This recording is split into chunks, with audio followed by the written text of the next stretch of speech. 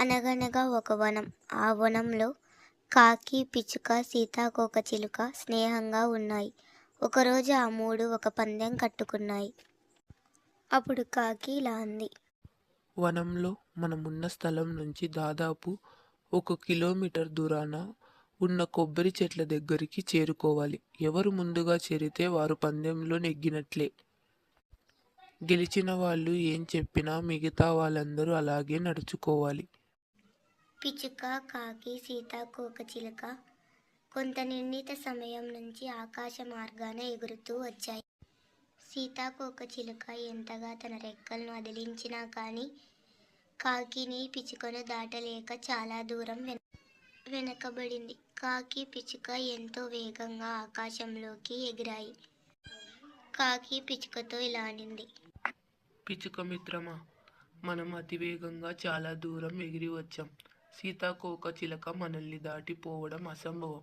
కాసేపు మనిద్దరం ఆ చెట్టు కొమ్మల చాటున కూర్చుని కబుర్లు చెప్పుకుందాం అంది కాకి. సరే, అది వచ్చేలోపు మనం గమ్యం చేరుకోలేమా? అంది పిచ్చుక. ఆ రెండు పక్షులు చెట్టు మీదకి పోయాయి.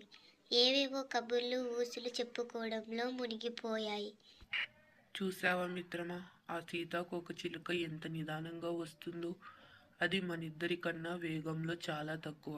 అది మనల్ని ఓడించలేదు అంది కాకి. అప్పుడు పిచ్చుక ఇలా సమాధానం ఇచ్చింది.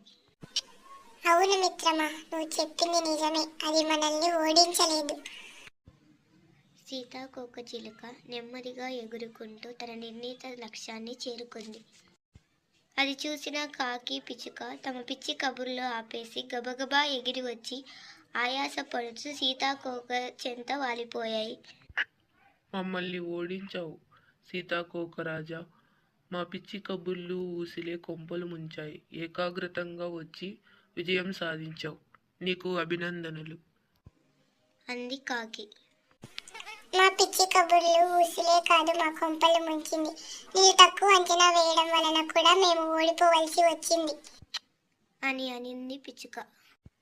పిచ్చుక, కాకి రెండు సీతాకోకచిలుక ముందు తలదించుకున్నాయి. చూసారా పిల్లలు, పిచ్చి కబుర్లు ఎంత నష్టం కలిగిస్తాయో.